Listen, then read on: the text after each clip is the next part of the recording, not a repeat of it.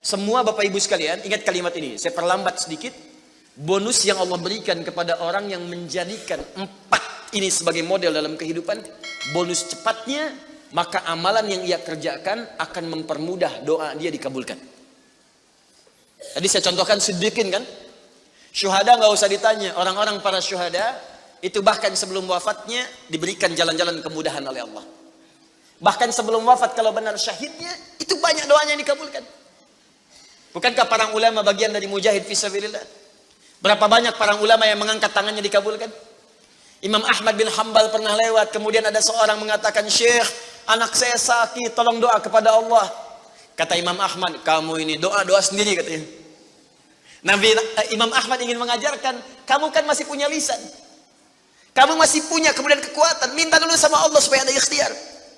Orang itu tiba-tiba pulang, ya dengan perasaan dia agak kecewa karena Imam Ahmad tidak mendoakannya. Ternyata ketika dia pulang, Imam Ahmad berdoa kepada Allah. Ya Allah, sembuhkan anak si fulan itu. Pulang, anaknya sembuh. Allahu Akbar. Ini doa ulama itu kalau benar kealimannya, kalau benar ilmunya dan khasyahnya kepada Allah, itu hujah di lisannya. Bahkan firasatnya nyata. Kadang dikasih dalam mimpi, kadang kemudian bermohon kepada Allah tanpa diketahui. Ada. Solihin juga demikian. Bahkan turun Quran surah ke-5 ayat 35. Ya. Paling kanan sebelah bawah, ya ayyuhalladzina amanu taqullaha wabtaghu ilaihil wasilah. Hei orang-orang beriman, tingkatkan terus takwamu kepada Allah dan jadikan takwa itu sebagai wasilah untuk meminta kepada Allah dari apa yang engkau inginkan. Dan kalau Anda cari takwa di Quran, bentuknya amal soleh. Tidak pernah kalimat takwa disebutkan dalam Al-Quran kecuali pada umumnya akan menyebut amal soleh. Contoh, kalimat takwa pertama langsung disebutkan orangnya di Al-Baqarah ayat 2. Dzalikal kitabu la hudal lil. Siapa muttaqin orang takwa di sini? Sebutkan ayat 3 dan 4-nya. Alladzina yu'minuna bil ghaib wa yuqimunas. Lihat sini. Iman dulu. Iman baru kemudian salat. Masih ingat di pertemuan lalu? Sebuah amal menjadi soleh kalau didahului oleh apa? Iman. Di iman itu nggak akan dipisahkan dengan amal soleh. Ada iman, maka amal berubah jadi soleh. Dalilnya Quran surah ke-103. Wal innal insana lafi illa alladzina amanu iman wa amilus soleh. Amal soleh. Apa wujudnya amal soleh itu? Jadi rumus cepatnya begini.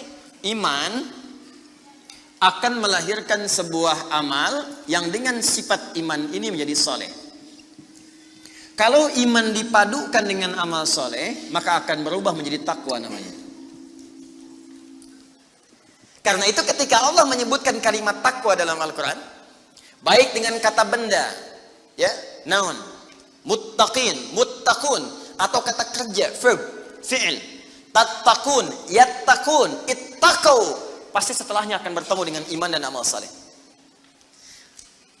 Dzalikal kitabu la hudalil. Siapa muttaqin orang takwa di sini? Alladzina yu'minuna bil ghaib wa iman lis salat. Wa mimma razaqnahum infaq, dan seterusnya. Al-Baqarah 183. Ya ayyuhalladzina amanu kutiba alaikumus iman, ya ayyuhalladzina amanu kutiba alaikumus syiyam, puasa. Kama kutiba alal ladzina min la'allakum taqwa. Jelas? Maka ketika lihat rumusannya, lihat formulanya. Ini agak jarang dibahas ya. Perhatikan formulanya. Kata Allah di Quran surah ke-5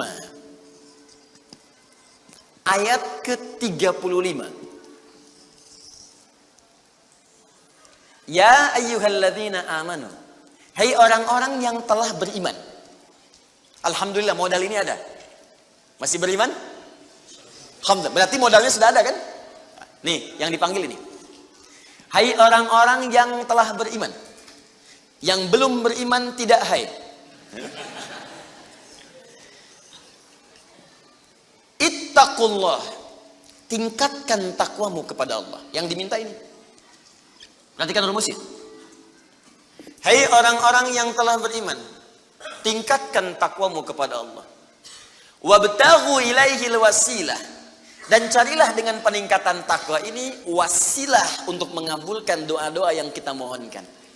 Jadi kalau kita ingin cepat dikabulkan doanya, dituntaskan persoalan hidupnya, maka kata Allah rumusnya tingkatkan apa? Takwa. Sekarang kita ingin tingkatkan takwa, apa rumusnya? Takwa itu formulanya iman plus. Nah, intinya di sini amal soleh. Jadi kalau kita kumpulkan amal soleh, kumpulkan, itu salah satunya ciri meningkatkan takwa. Kenapa takwa ditingkatkan? Untuk mengentaskan problem kehidupan kita. Bahkan nanti ada yang belum berdoa, saking tingginya takwanya, itu masalahnya diselesaikan oleh Allah tanpa dia meminta. Dalilnya Ustaz, Quran surah ke-65 di akhir ayat kedua.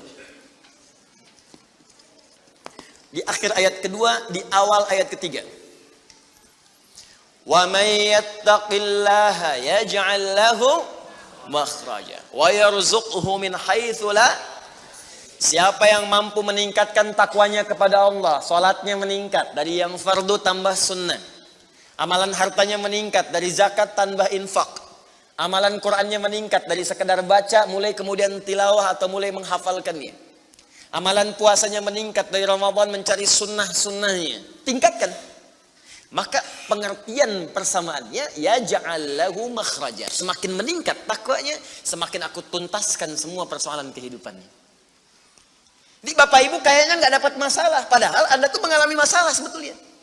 Cuman masalahnya sebelum dialami diringankan oleh Allah sehingga seakan-akan tak terasa.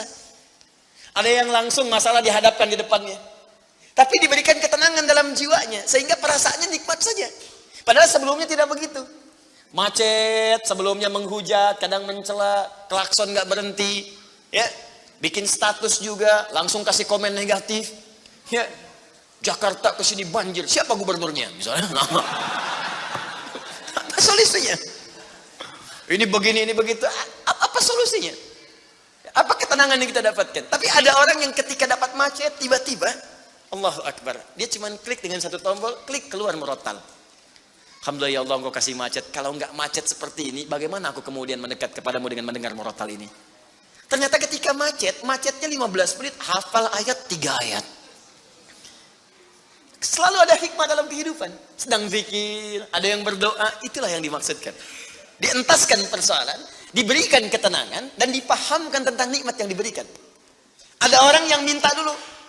Nah nanti orang soleh ini, solihin, itu diantara mereka bertawasul dengan amal solehnya. Ada yang sering bersolawat, tawasul dengan salawatnya. Ada yang sering infak, tawasul dengan infaknya.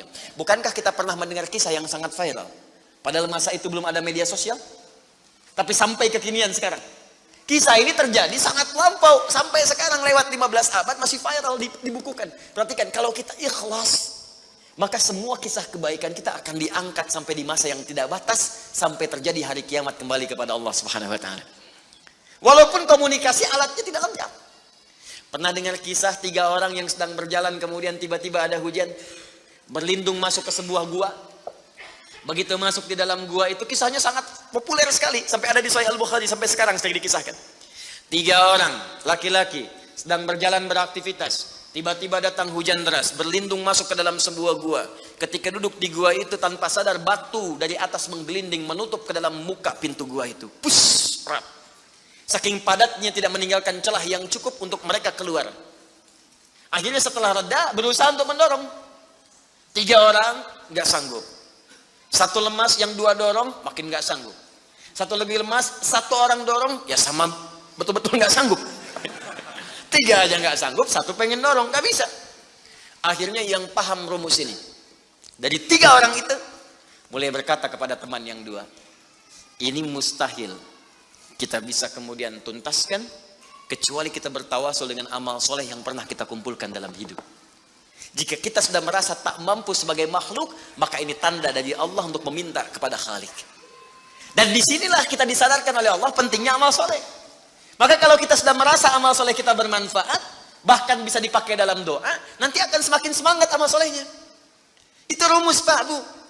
Di sekarang banyak orang itu tidak mengerti kenapa mesti beramal soleh. Karena itu ketika diminta beramal, malas. Maghrib sudah sholat, begitu isya kan, Allahu Akbar, ayo isya. Kok cepat amat, barusan udah maghrib sekarang isya lagi. Tapi kalau orang orang yang mengerti, Allahu Akbar, mudah-mudahan tiap menit sholat. Kata bisa minta. Minta. Bukankah dalam sholat itu minta? Ya, Rabbighfirli warhamni wajburni warfa'ni. Permintaan semua. Dalam sujud minta lagi, minta. Minta. Selesai. Maka 3 orang itu bermohon dengan amalannya. Yang satu mengatakan, ya Allah, saya punya seorang ibu yang saya baktikan hidup saya untuk melayani beliau. Saya bekerja pulang kemudian tidak pernah saya mengambil sesuatu sebelum ibu saya dulu. Apa yang saya lakukan sebelum tidur, saya kemudian siapkan susu untuknya saat bangun, kemudian saya berikan terlebih dahulu. Saya tidak pernah menyentuh makanan sebelum ibu saya terlebih dahulu menyentuhnya. Satu kali saya datang, ya Allah, mendapati beliau sudah tertidur. Maka saya tidak berani menyentuh kemudian makanan itu. Dan saya punya kebiasaan ketika bangun saya siapkan air susu. Ya, saya bayangkan ibu memberikan ASI kepada saya, maka sekarang saatnya saya memberikan susu kepadanya. Kemudian saya tunggu di sampingnya, saya sampai ibu saya tertidur sampai bangun. Ketika dia bangun, saya tidak pernah terangkan kepadanya bahwa saya memegang nampan itu dari sejak malam sampai dia bangun. Kemudian saya tuangkan, saya minumkan kepada beliau, setelah beliau menyentuh baru saya makan. Kalau ini menjadi amal soleh yang pernah saya kerjakan, ya Allah, dan Engkau ridha dengannya, mohon bebaskan kami dari kungkungan batu ini. Yang tadinya tidak bergerak, begitu didorong bergeser. Mau keluar masih susah.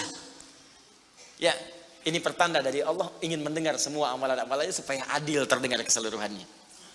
Kedua, ya Allah, saya pernah mimpin suatu perusahaan. Kalau bahasa kita sekarang, saya pernah punya bisnis, ya Allah. Kemudian ada karyawan saya, tiba kemudian pamit meninggalkan pekerjaan, tapi gajinya belum saya berikan.